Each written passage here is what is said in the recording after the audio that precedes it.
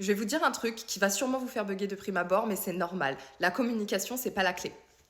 Moi-même, avant, j'étais partisan de ce truc de non, mais de toute façon, la communication dans un couple, c'est la clé. Et un jour, quelqu'un de ma famille m'a dit non. Non, non, c'est pas la clé, non. C'est une évidence. C'est une base. C'est quand tu choisis quelqu'un, c'est parce qu'il a une forme de communication de base qui te plaît.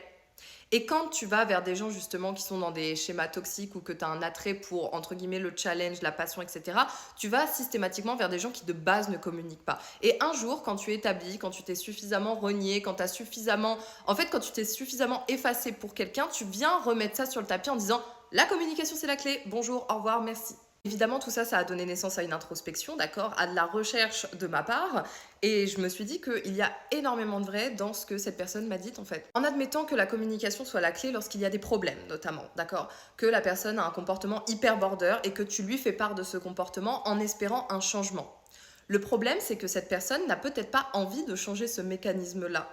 Et encore moins pour toi. Mais pour tasser le tout, elle va te dire oui, oui, oui, oui, elle va communiquer avec toi, elle va t'écouter, elle va t'entendre, mais ça va revenir parce qu'elle est comme ça de nature. Et c'est vrai que les relations où j'ai eu le plus à dire la communication c'est la clé, il faut qu'on communique, il faut qu'on parle et ça va fonctionner et que je plaçais tous mes espoirs dans le fait de simplement passer un message à quelqu'un sur la nature de cette personne, sur ma nature ou sur la nature de notre relation, et bien en fait ça ne servait à rien, c'était donner des coups d'épée dans le vent quoi. Parce que les amis, je tenais quand même à vous rappeler que vous ne changerez pas les gens, d'accord? Ça doit venir d'eux.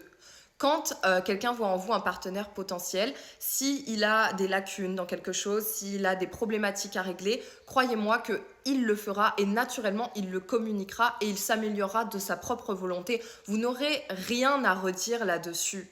Le problème maintenant dans les relations, c'est notamment comme les phrases type « la communication, c'est la clé », c'est qu'on cherche toujours à contrer du négatif existant. On ne voit plus le positif, on n'est plus dans des relations où on ne se prend pas la tête, on sait qu'on a les mêmes lignes directrices, les mêmes projets d'avenir et donc on fonce et on y va tous en cœur.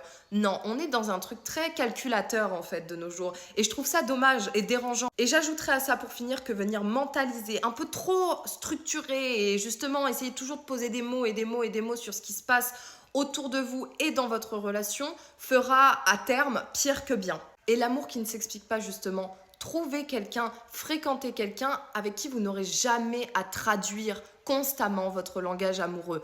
Trouvez quelqu'un qui parle votre langue en fait, votre langage amoureux.